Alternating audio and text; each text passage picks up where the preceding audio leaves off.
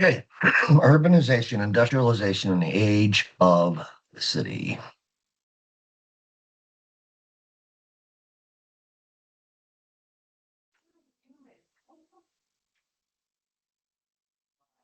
We begin with the PowerPoint on urbanization and industrialization, also known as the Gilded Age, a period between 1870 and 1900, roughly. Gilded was a phrase coined by Mark Twain, famous author of Huckleberry Finn and the Adventures of Huckleberry Finn and the Adventures of Tom Sawyer. It's also a period when corruption existed, overshadowed by the wealth of the period. And to understand the definition of gilded is when something is golden and beautiful on the surface, looks great, gold plated, but is really cheap and worthless underneath. It includes abuses in business and government, which cause problems for immigrants, laborers, and farmers. Just taking a look at the presidents of this Gilded Age, starting with Ulysses S. Grant. Those in red, with a red highlight, are the Republicans of the period with one Democrat in between. You also may note that Grover Cleveland, as a Democrat, he is a Democrat, is the first president to serve two non-consecutive terms. Recently, with the election of Donald Trump, he will be the second president to serve two non-consecutive terms, meaning served the term, was defeated, or did not serve a second term and came back non-consecutive. Also, make note of that and keep that for your second test. When I give you the review for the second test, it should be on that. There are three assassinations in this period, which will lead to the Secret Service becoming the protector of the president during this time period. It's in its inception, the Secret Service, I believe I mentioned that in the Lincoln assassination, its responsibility was to capture counterfeiters. It will be after the assassination of William McKinley in 1901 that the Secret Service will add protecting presidents and then later vice presidents and members of Congress and the Senate. Abraham Lincoln, assassinated by John Wilkes Booth. James Garfield, just to give you an example of how approachable the president was, he was waiting for a train in Washington, D.C., and Charles Guiteau, who was a disgruntled office seeker. He felt that because he contributed to Garfield's campaign, that Garfield owed him a job of some sort. Part of what was called the spoil system, where candidates who won election would place relatives, friends, and those who contributed, even though they were not qualified for positions, into certain positions. And Garfield, who never even knew who Charles Guiteau was shot on July 2nd, 1881, and he died September 19th, 1881, with a bullet lodged in his back that surgeons probably killed him by trying to get. He might have been better off if they allowed took care of the wound and the entrance wound and allowed him, people have, Andrew Jackson lived with two bullets for the rest of his life. It's possible. In trying to get to the bullet, I believe they did more damage, and Garfield died. William McKinley, again, while campaigning in Buffalo, walking through the crowd, a man with a gun wrapped in a towel shot him. And William McKinley was reaching out to shake his hand. That's what he thought. And then, of course, everything would change. Presidents would not be as accessible later on.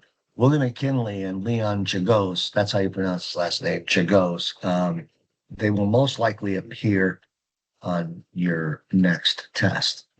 Inventions of the time period include inventors: Edison, Graham, Bell, Ford, George Eastman, camera, Samuel Morse, of course, the telegraph, Wright brothers, Christopher Sholes, and Guglielmo Marconi at the radio. We're going to focus on Edison, Ford, and the Wright brothers.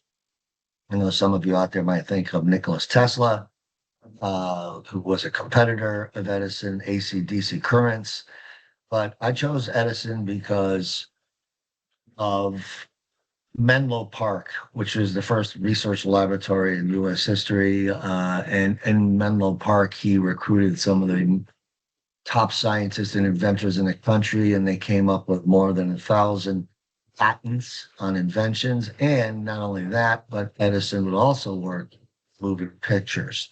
Henry Ford, one of the titans, along with Andrew Carnegie, Cornelius Vanderbilt, J.P. Morgan, and John D. Rockefeller. I'm sorry, Carnegie, Morgan, Rockefeller, Vanderbilt, Ford. An assembly line. He would also contribute what is called welfare capitalism. That will be for a later PowerPoint, and the Wright brothers in the airplane. Steel, iron, melted, molten iron at such a high temperature cools off and becomes steel, which is lighter, more flexible, and rust resistant. You cannot build those structures you see, the Golden Gate, the Brooklyn Bridge, skyscrapers, without steel. Andrew Carnegie actually went to England to learn from Henry Bessemer. Bessemer, who had a patent on it, reminded Carnegie not to write anything down. Little did he know that Andrew Carnegie, or Carnegie, as some people pronounce his name, had a photographic memory, so he brought that information back. And because Bessemer had found an easier way, cheaper way to make steel, and the rest is history. Railroads, we touched upon railroads, how they stimulated growth. Steel, iron, coal in the previous chapter. Contribution that railroads made, which still is with us today, is the standard time zones. Your Eastern Standard, Central Standard, Mountain Standard, Pacific Standard. Difference between is, well, from Eastern to Central is an hour, from Eastern to Mountain is 2 hours, and from Eastern to Pacific time is 3 hours. Looking at the big four, and if you're more interested and you want to dwell more deeply, each episode is almost an hour and a half. If you have a chance, on the History Channel, it's known as The Men Who Built America. It's awesome. Very, very well done. I'm ready to watch all of it again. I watched it through once. You're looking at what I call the big four: the bankers, financiers, railroad, steel, starting with Andrew Carnegie. You'll probably see his name again. He gave away $350 million as a philanthropist to museums and libraries, colleges, both, and even historically Black colleges. And he created Pittsburgh Steelworks in 1873. John D. Rockefeller, oil. So you got Carnegie, steel, Rockefeller, oil. Created Standard Oil in Cleveland in 1870. Became, I think, the world's first billionaire. Banker and financier, J.P. Morgan, who actually will buy out Andrew Carnegie, $450 million in 1901 to create U.S. Steel. And Cornelius Vanderbilt, nicknamed the Commodore because he began his venture into success with steamboats. And Commodore is kind of a naval term, Captain, Commodore, Admiral, Captain, Commodore. Remember that nickname, as you might see. You'll definitely see these four on your next exam, the four of them make an appearance. He would eventually become a railroad tycoon, selling his interest in shipping and investing in railroads. Economics will become a discipline to be studied in the 20th century. And this is vertical integration and horizontal integration, or contributions made by John D. Rockefeller. These are trusts. The term robber baron refers to the four ruthlessly powerful U.S. capitalists. The four that I mentioned, the big four, also believe what is called the gospel of wealth. Wealth are chosen by God and responsible to look out for the well-being of the less fortunate. The term monopoly as a definition, the game, although I enjoy playing a game, is complete control of a product or service without competition. The first person to be brought to Congress and in the Sherman Antitrust Act of 1890, which is attempt to break up monopolies to allow for fair business practices, fair business competition, would be John D. Rockefeller. And interestingly enough, when they did bring Rockefeller and they actually won, and he was to break up his Standard Oil and his oil monopoly, it actually turned around and made him wealthier, because what he did was, when he broke up, which would eventually be Chevron, Mobil, and Shell, Chevron, and Mobil, he bought interest into, just, as a shareholder, not as an owner, not as a, and that made him actually more wealthy. So he kind of flipped the tables on. This is what I was talking about in the Sherman Antitrust Act. You'll probably see this Sherman Antitrust Act on the next test. See, this is one of those crossover chapters that you can't really separate from the second part, from chapters 19 to 23, but so they're mentioned, they have to be mentioned though, because this is the act that will bring John D. Rockefeller in front of a congressional hearing. Now, part of the Gilded Age you mentioned in the beginning is, you have this, what you start seeing is such a disparity between the very rich and the very poor. And we're taking a look at the poor side. One of the working conditions of one of the, in the progressive era, when we look at the progressive era and review it, child labor, the working hours of factory workers. And this is a time, we're used to it now. And I'm sure some of you work. And I remember, working in the service industry and going by the manager's office, and workman's compensation literature and legislation would be taped to the bulletin board, to the bulletin boards for all employees to be able to read. But this did not exist at that time. You look at the photographs, the young lady working in a textile mill, and one of my favorite pictures, this young man doesn't seem to be miserable. He's got his pickaxe and he's got his pipe. He's got to be about 10 or 11 years old. But the unfortunate photograph is the one at the bottom. Young men, children, working in coal mines.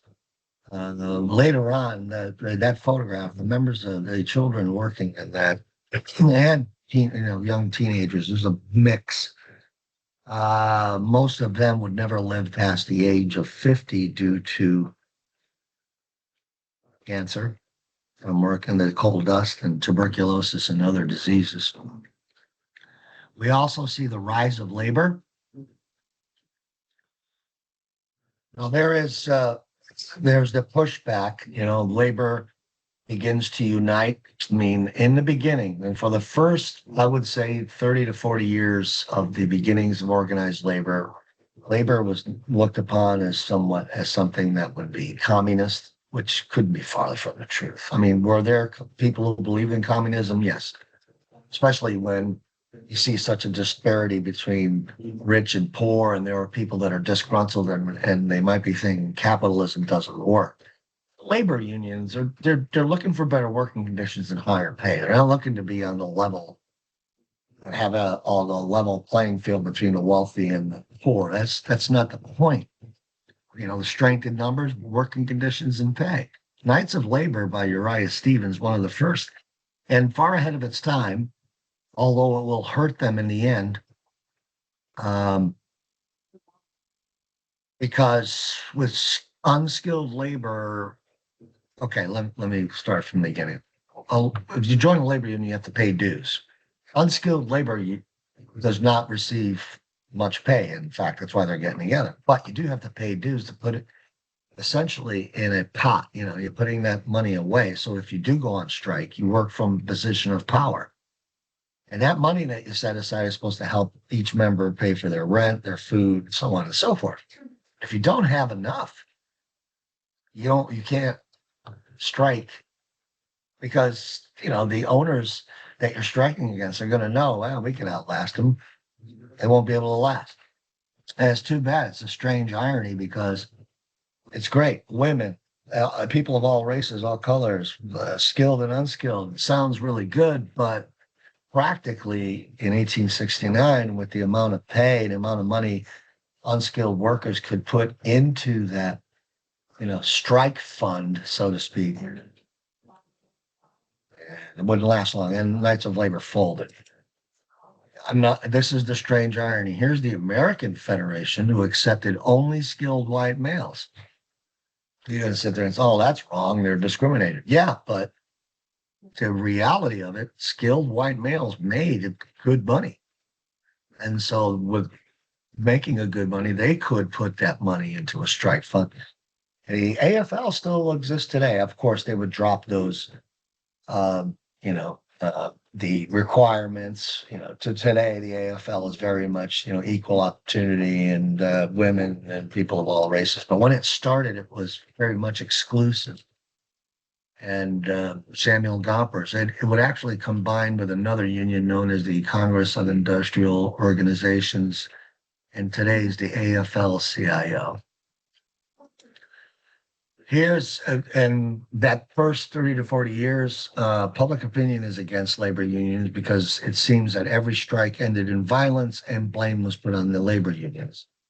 Well, in fact, in many cases, it was the owners who hired goons. I call them goons or thugs to, came in and, used violence, sometimes murder, sometimes, and bats and bully clubs. And so public opinion, the government, and journalism, newspapers were against. So labor unions would suffer. This is why they're called setbacks. Haymarket Square was one of the big ones in 1886. Workers that were protesting, holding demonstrations in Haymarket Square in Chicago. They were protesting, but the speakers, who were socialist and anarchist, an anarchist is someone who believes in no government, threw a bomb, killing policemen. The public blames the labor unions, views them as radical and violent. These are all setbacks, which gives unions a bad name. So they're going to have to overcome. At this time, too, we're going to have new immigrants. Previously, you're looking at between 1840 and 1870, Chinese, Irish, and German. We have new immigrants coming from Southern and Eastern Europe. And what brings the attention to those, if you look at the bottom, nativists, I'm not talking Native Americans as in the original inhabitants. I'm talking about nativists are people, mostly white Anglo-Saxon Protestant, who believe they can trace their roots back to the real Americans or the English settlers at Jamestown, Plymouth, and I can trace my ancestry back to George Washington. That makes me more American than you. You just got here. You have darker skin. You're Jewish and you're Catholic. Okay. Protestants and Catholics, let's get this straight, are both Christian denominations. Okay. They're Christian in the sense they believe in the divinity of Jesus as the Son of God. However, Protestants do not believe they need to bow to a figurehead in Rome known as the Pope. That's a big difference. That's why there's animosity between the two, and it's ceremonially different.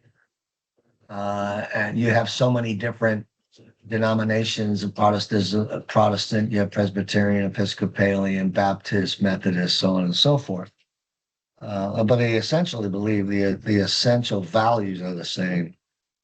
But Protestants distrust Catholics, and of course they distrust the Jews, which is quite interesting because Christians believe in the divinity of Christ,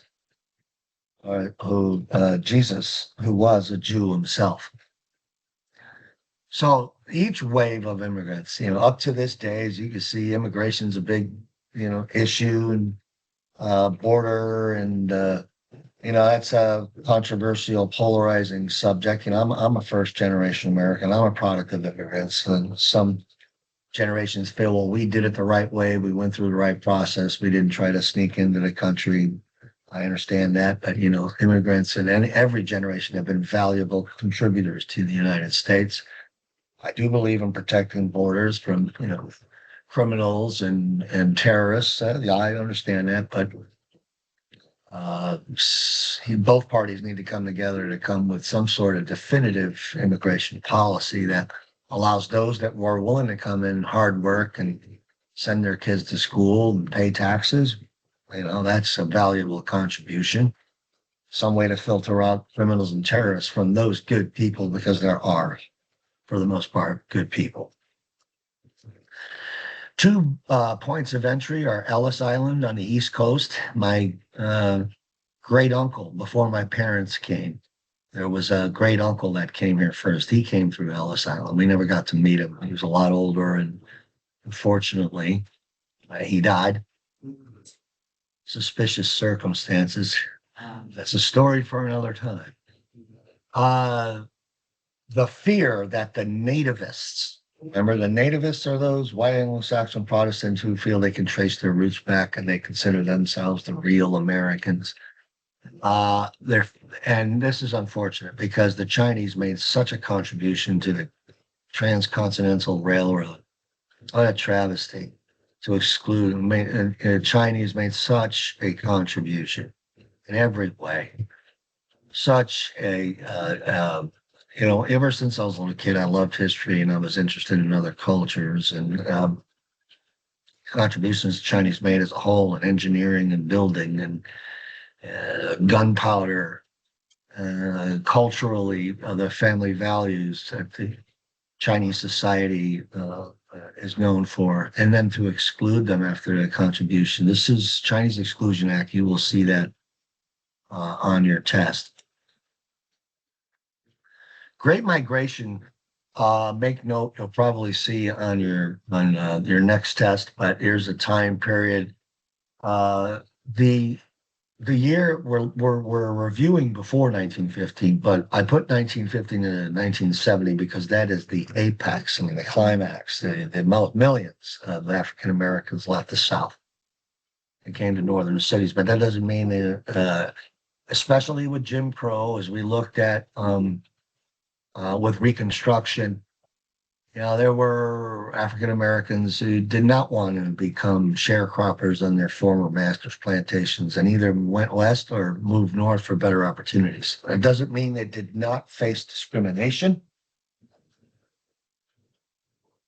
The difference, discrimination, it was more de facto in the North, meaning landlords would subtly not want to rent out their rooms to African Americans. There wasn't a law that said, or wasn't separate fountains or separate bathrooms or clearly stated, that's that's blatant, racist segregation.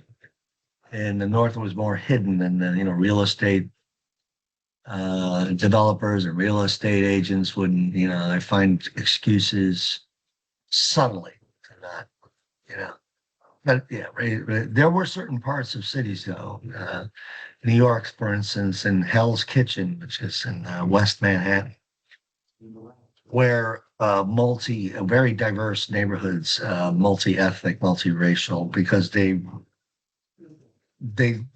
all suffered and had this one thing in common, which is abject poverty. They had time or to think about it because they were also dirt poor, or nothing to be discriminatory about.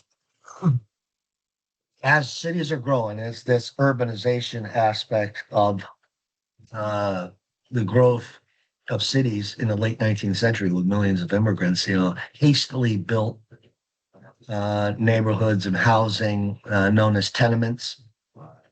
So you're going to have, with all that, you're going to have housing problems. You're going to have transportation problems. Diseases spread quickly in the cities because they haven't figured out, purifying water, clean water systems, and, how to manage waste and garbage removal. If the top picture here is you have an entire family living in these decrepit conditions, and then what to do with waste and garbage is a photograph. There's a dead horse on the street, and these kids are playing. You can imagine what germs that they could pick up. Fires.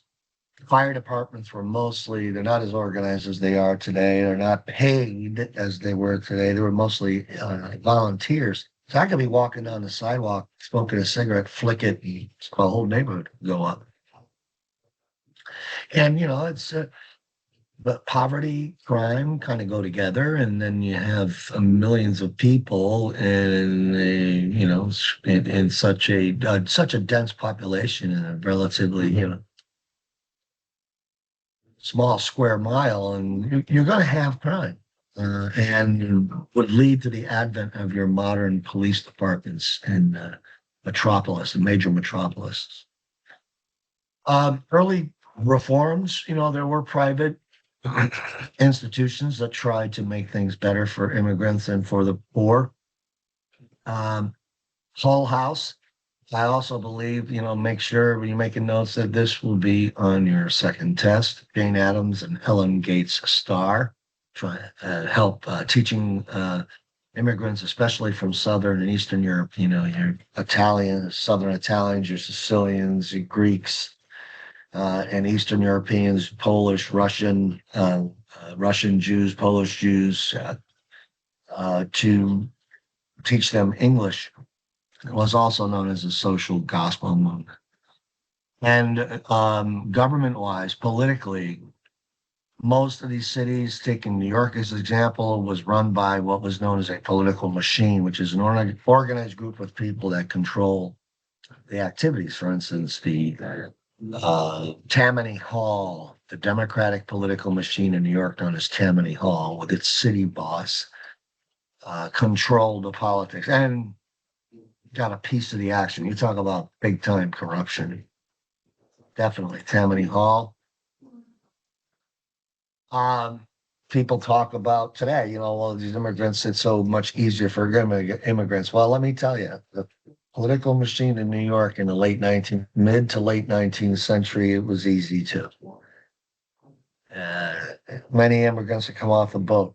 You would be greeted by officials of the Democratic Party political machine who would offer you a job, place to stay, and they would rush your citizenship papers through, cut through the red tape, so to speak, and you'd be a citizen of the United States as long as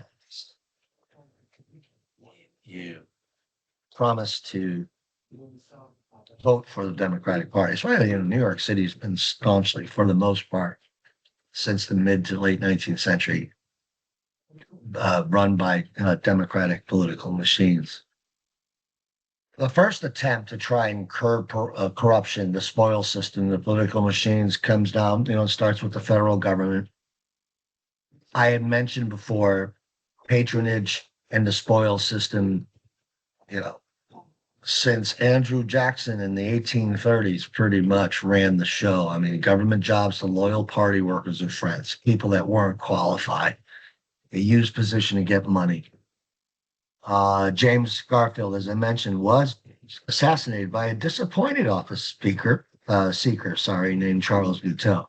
And then Garfield, Vice President Chester Arthur, to try to shed the bad reputation of corruption, signs what's known as the Pendleton Civil Service Act. You will see this as well on your next test.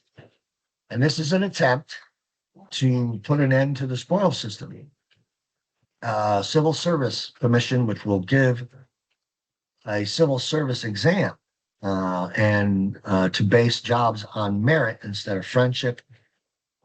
Federal employees did not have to contribute to a campaign. Also, federal employees would be protected from being fired for political reasons. For instance, if, let's say, I took the civil service exam and I got a job in tax collecting department in the city of New York or the state of New York, and it just so happens that the administration that I I was was run by the Democrats. Okay.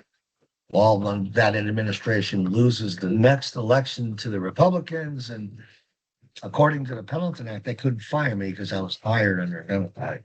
The job is mine. It's supposed to be neutral. It's not supposed to weigh heavy either way. So that's pretty much this PowerPoint of urbanization and industrialization, and now we will move to the age of the city. Bring that. I'm saving this right now, so just give me 1 second.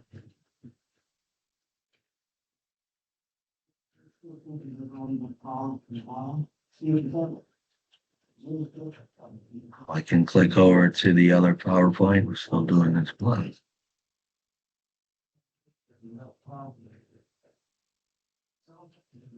Okay, here we go. Okay, the other PowerPoint in this module is the age of the city. There's a great shot of, they talk about, transportation problems, congestion, vegetable carts and vendors in the streets. Probably find one of my relatives running around there.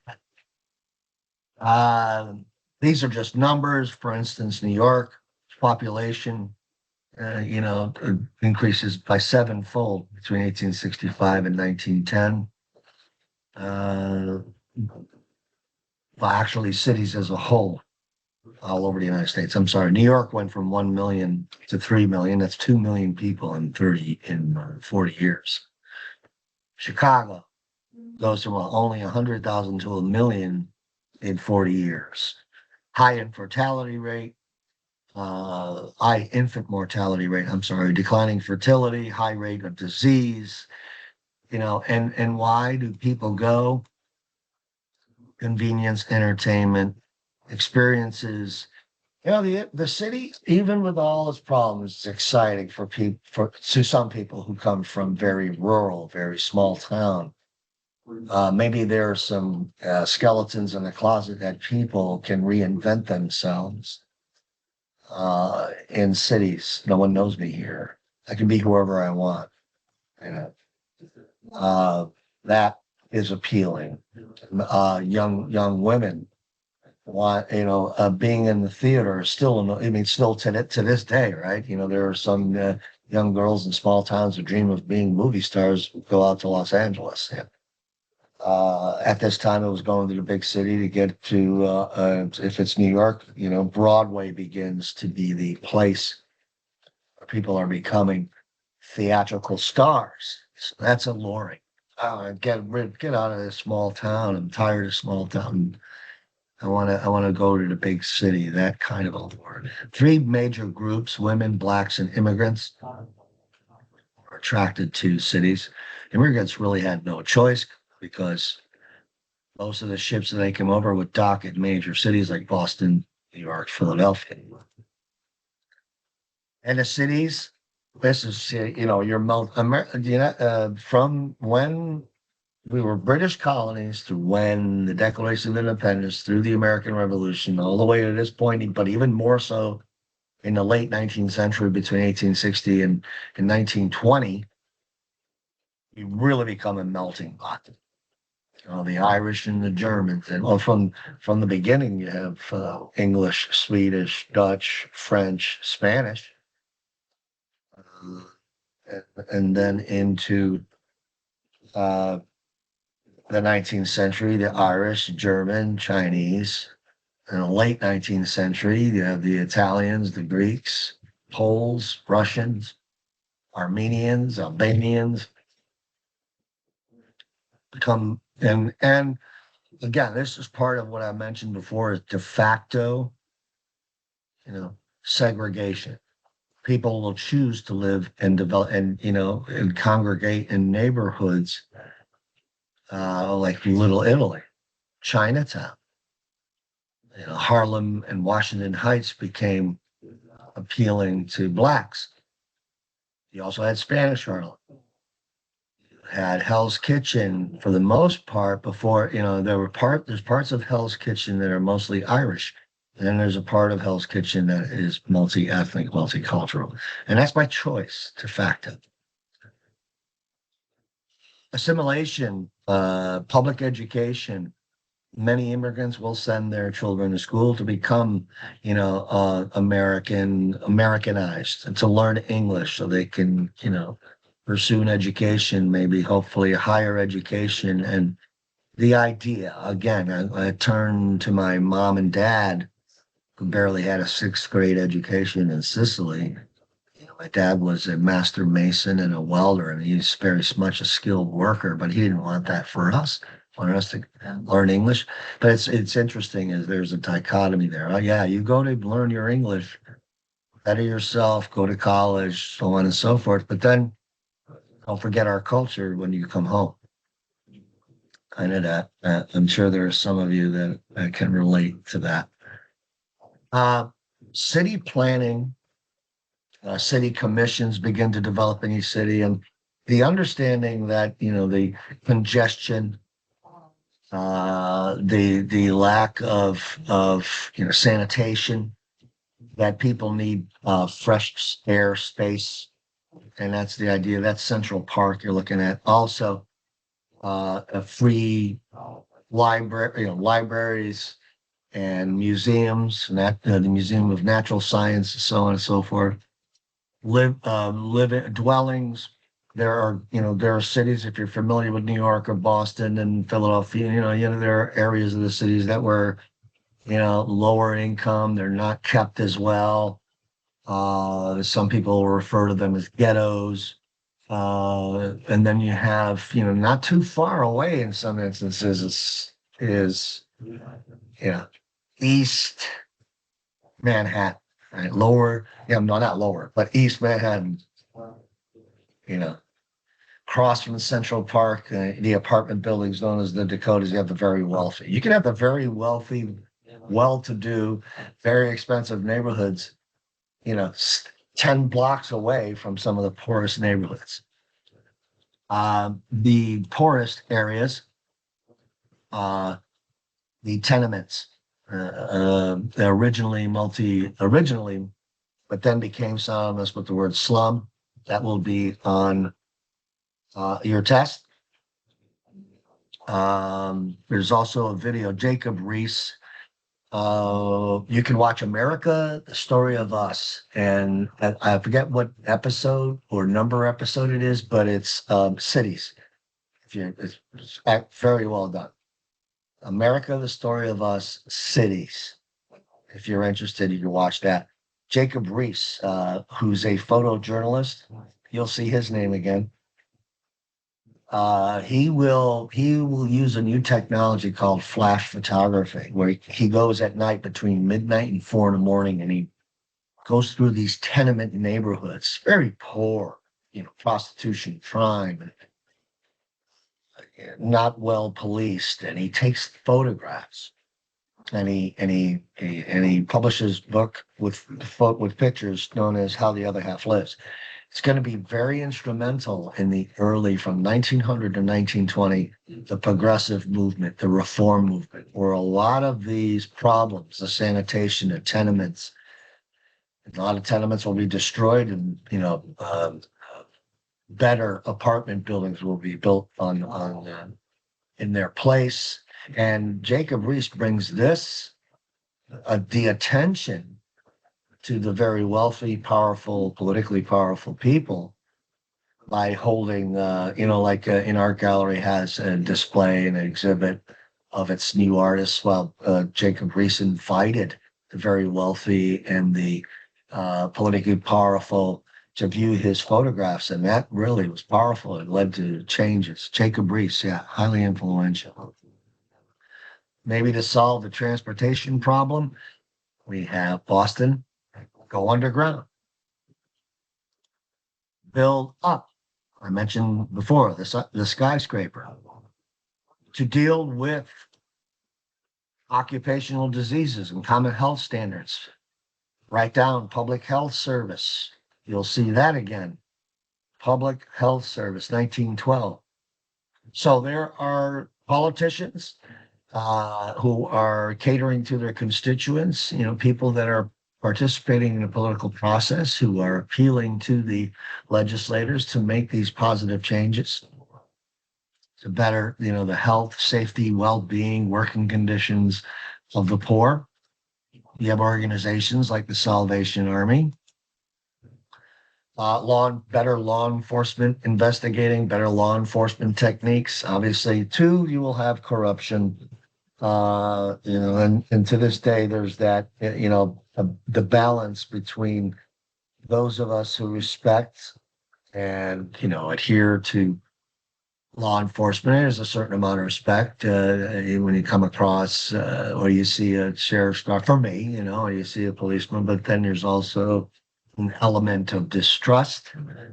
And then, we're talking about human beings. And if human beings are in charge of anything in determining human behavior, there will be mistakes made. But to their credit, if very first group of paid, organized, like NYPD, their officials were sent to Great Britain to study Scotland Yard and its detective techniques, like the Scotland Yard invented, for instance, to being able to take fingerprints. Also, you will see in a progressive chapter, if you're looking at, America, the story of us cities, Thomas Burns was one of the first police officials to take mug shots, and send them to cities. Before Thomas Burns, it was easy to criminals who may have been wanted in a particular city could easily just sneak out, go to another city, go from, let's say New York City to Philadelphia is not that far, a couple hours away, and begin their criminal trade there, pick it up there. But now Burns, with sending out using photography and, bolos, be on the lookout, right? Begin to apprehend these criminals who are traveling from city to city, applying their trade. Even though pay isn't very high, the standard of living and the products are pretty balanced. So people can accumulate, for instance, what is called consumerism, encourage the attainment of goods and services in increasing amounts. I mean, it's very difficult to buy fresh breakfast, fresh lunch, make a fresh dinner, and so on and so forth. So canned food starts to play a role. We're not yet there with refrigeration, but ice boxes begin coming into play. You buy ice, store it in an insulated box, and you can store food instead of having to go to market every single day.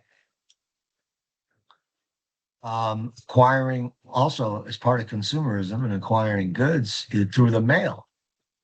This is your first, Amazon or eBay ordering. I mean, we order products online all the time. Montgomery Ward was the first, and they catered to farmers. Farmers go to their local post office and they would pick up this big book, and Montgomery Ward or Sears Roebuck, and they sift through. They need a new, equipment for farming, and they could order it, and it would be delivered. Department stores, department stores would later become, when they were popular when I was growing up, were malls. The mall, like there's still a Boynton Beach Mall here, although it's kind of become a ghost town. I think malls are dying away. But in the beginning, there were department stores where you had every, under one roof. For instance, if you did go to Sears and you had one floor that was for men's clothes, one floor for women's clothes, one floor for children's clothes, sporting goods, tools, so on and so forth. It's the beginning of mass consumption and consumer protection. One of the first was the National Consumers League. You'll see this again, I'm sure, under the leadership of Florence Kelly. They also instituted what was known as the White Label Program. But focus on Florence Kelly and the National Consumer League, which is one of the first consumer protecting agencies. Part of that is the white label program, meaning Florence Kelly and her cohorts would go into stores that they knew they did their investigating on what products were made by children. They were against child labor. So if there was a product that was made by a child, if there were, sorry, let me get this straight. If there was a product not made by a child, so the white label, if you saw a white label, that means it wasn't made by a child and you were encouraged to buy that product as opposed to one that did not have a white label. Okay. As factory owners begin to realize that long hours, so it's not only, I mean, the unions are having an effect, but practicality again, uh, factory owners are noticing that 6 days a week, 12 day shifts, and they're not getting the productivity they need. Their workers are exhausted, falling asleep, so on and so forth. So they begin to institute, well, you know what, 8 hours. But if we want to continue, some factories, it won't be really until World War II where the whole shift system, morning shift, swing shift, graveyard shift, but 8 hour days. So which gives people more leisure time. Let's cut it down to 5, 6 days a week, 8 hour days. Will get more productivity, maybe with a little break in between. People have more leisure time. Leisure pursuits included, especially in the five boroughs of New York, one of which is Brooklyn. Coney Island, you'll see Coney Island again. Uh, so make sure, it's the only amusement park that I'm really going to mention on the test. So, yeah, Coney Island. Nathan's Hot Dog. I've been to Coney Island. I went on the roller coaster known as the Cyclone. Coney Island went through a period of decline in like the 70s and 80s, but it made a comeback, cleaned it up. It used to be a drug haven, but now it's pretty nice to go back to again. And you can also go to the beach as well. Other forms, sports really take spectator sports, baseball.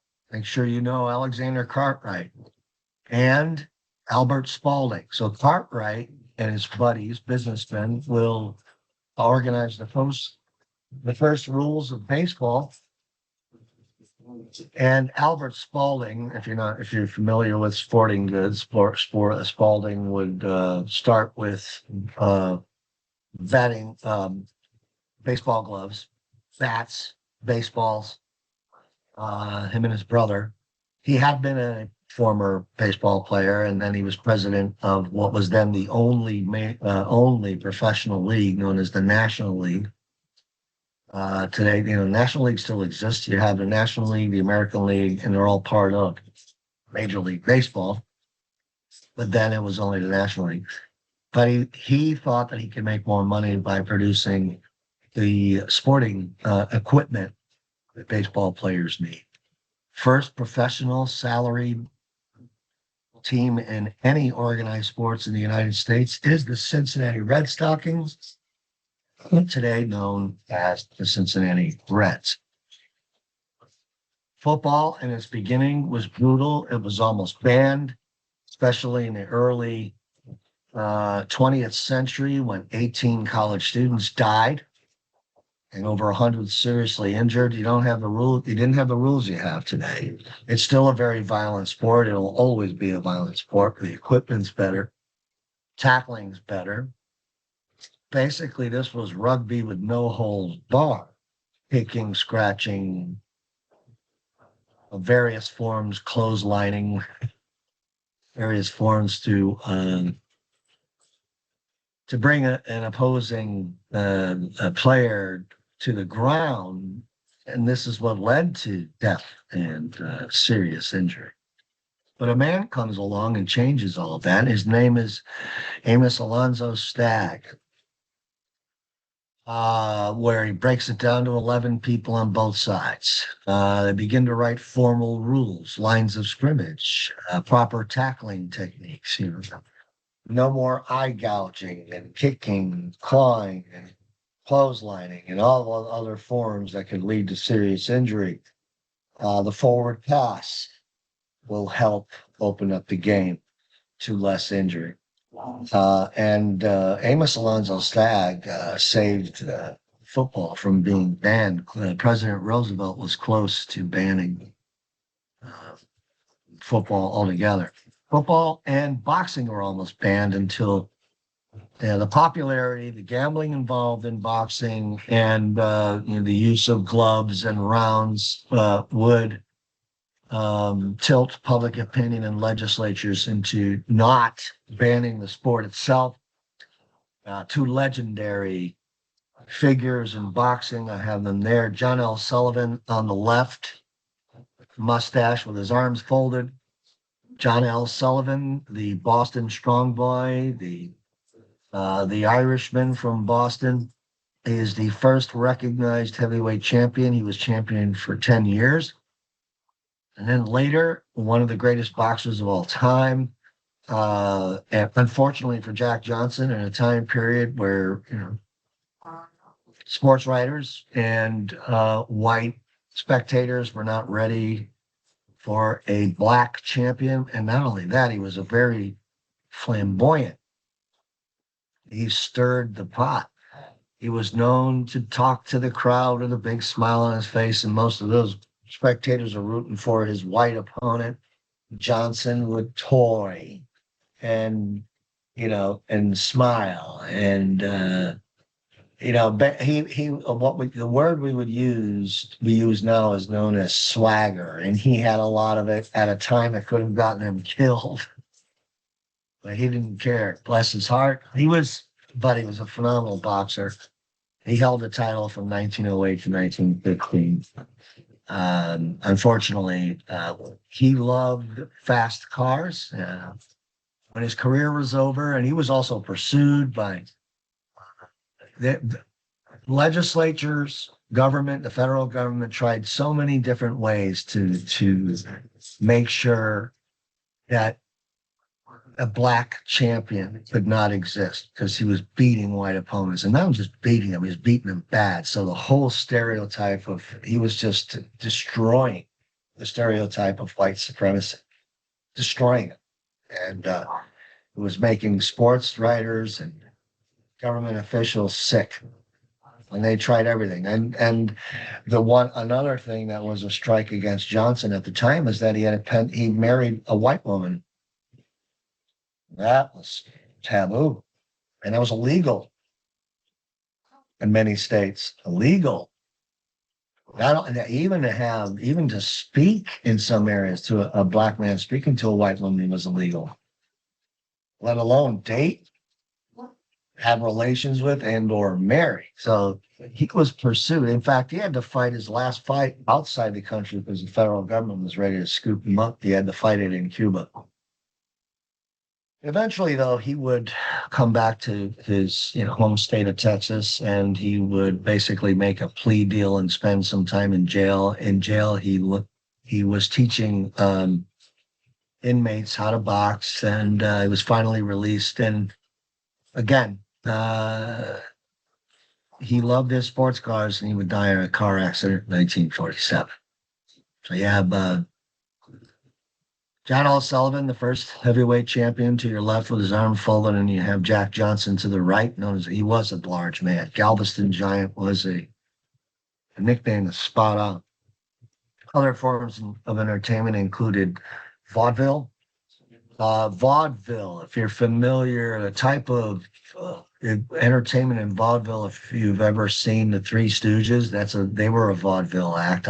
Lucille Ball was a vaudeville act. If you watch I Love Lucy, if you ever see those, when you went to a vaudeville show, you paid 5 or 10 cents. You sat there and you saw all kinds of different, short acts. A juggler would come out, and a comedian would come out, and a singer would come out, and then you have these little, 10-minute skits, or situational comedy type skits, and it's a French word, vaudeville. Unfortunately, moving pictures. And here's the irony of it all, is that one of the most technically innovative critically acclaimed movie of the time, was known as The Birth of a Nation, the first 2 hour epic. The first movie to use extras, close-ups, fadeaways, everything you see in movies now. This was the first two, and it was acclaimed, critically acclaimed. But the unfortunate part, the irony, is that the movie plot glorifies the Ku Klux Klan, and in the climax of the movie, which is it's complete fiction. Of course, we know what the Ku Klux Klan stands for. And first of all, the actors that are playing the former slaves were white actors painted with black. Usually would use charcoal to blacken their faces, and a form of white lipstick to make the lips look bigger. Climax is this young, pure white character woman is being surrounded by and what they use soap to make foam froth from the actors, the white actors that are playing the black characters are about to rape.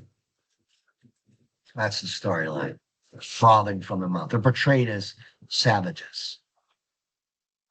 To save the day, here comes the Ku Klux Klan, and they capture it was the NAACP, which was created in 1909. This movie came out in 1915. NAACP appealed that it be banned, that it was false, that journalists should write articles and columns, correcting the factual mistakes that are made in the movie. The day after the release of Birth of a Nation, it's estimated, the number's probably higher, 1,000 young black men, especially in the South, were lynched because of the movie. And a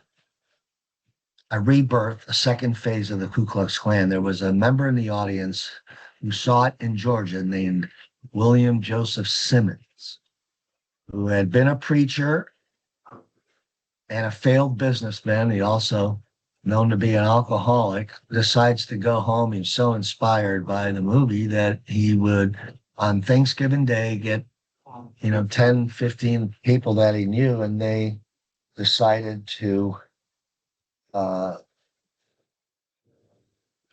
rebirth of the Ku Klux Klan. And that's when the first time, that's when the burning crosses. D.W. Griffith thought burning cross would be a great effect in the movie, because then Ku Klux Klan didn't do that in its first phase in the 1860s. They would adopt that tactic of intimidation after this movie. And Thanksgiving Day that day in Stone Mountain, Georgia, they burned the cross as part of their ceremony. Literature was part, radios will be invented, but not part of the culture yet. Moving pictures are, but they're silent. Other forms of entertainment. I think people read books more at this time, especially with public school education, compulsory public school education. More people are becoming literate, and reading becomes part of a pastime. One of the famous books of the time, Little Women, written by Louisa May Alcott, 1869, story of sisters who want something more out of life. Again, with increasing literacy, journalism, newspapers. I don't know how many people read newspapers every day, but it used to be newspapers were very influential. And two are William Randolph Hearst and Joseph Pulitzer. Are you familiar with the Pulitzer Prize? Yellow journalism is a term. Yellow journalism is sensationalistic. What story is going to make the front page? How when we watch the news, or I don't know, it's part of human nature. The story that moves your heart will be on the third page. nice story. That's boring. But the story of about a serial killer or a crime spree or a political scandal will make a front page. That's what's known as yellow journalism or sensationalism because it sells the papers. Some of the facts might be skewed, but the story itself, depending on how it appeals to the public and how many papers it will sell, makes a big difference. Literature. I would, if I were you, this slide here, slide 30. The authors, Twain, Crane, Dreiser, Sinclair, Chopin, and Bellamy, all take notes on them. Mark Twain's famous The Story of Adventures of Tom Sawyer, Huckleberry Finn, young men who are in search, want to throw down the constraints of society in search of a more natural world. Stephen Crane is one of the very first authors in The Red Badge of Courage, which is a story about the Civil War. He's one of the first authors to de-romanticize war. And his character in The Red Badge of Courage comments about the horrors of war. It's not to be romanticized or glorified. Theodore Dreiser brings the reality in Sister Carrie of a single woman in search of fame and fortune in the city who is forced in the end, in order to survive, to become a prostitute. Upton Sinclair, you can put him together with Jacob Riis. Jacob Riis and his photographs of poverty will help make some positive changes, legislation, living conditions, sanitation in cities. Upton Sinclair is going to clean up his book, The Jungle, on the horrors of the meat packing industry, and will lead to such things as federal inspection of meat, making it safer, making sure the meat, has sanitary conditions and meat packing and butcher shops, all of that, to protect consumers from buying bad meat in the jungle. Kate Chopin, controversial book about a woman is in an oppressive marriage and she has children and she decides one morning to get up and say, I've had enough. What caused the controversy is, most people felt that a woman they might leave the husband, but they wouldn't leave the husband and the children. Or most women would endure the oppressive behavior because of the children. But in this case, the character in The Awakening says, see ya, leaves the husband and the children, which caused controversy. And finally, Edward Bellamy, his futuristic look at an equitable society. Edward Bellamy's character, kind of like a Rip Van Winkle, falls asleep and wakes up and he's in the future. And everyone's equal. There's no distinction between rich and poor, black and white. Everyone's like equal. It's an equitable society. So they will make their way.